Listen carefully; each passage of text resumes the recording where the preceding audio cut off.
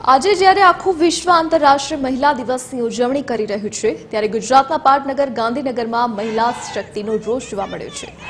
આરોગ્ય ક્ષેત્રે પાયાની કામગીરી કરતી આશા વર્કર બહેનોએ પોતાની પડતર માંગણીઓને લઈને કાળી પટ્ટી ધારણ કરીને વિરોધ પ્રદર્શન કર્યું। આશાબેન વર્કરોની પોલીસે અટકાયત કરી હતી।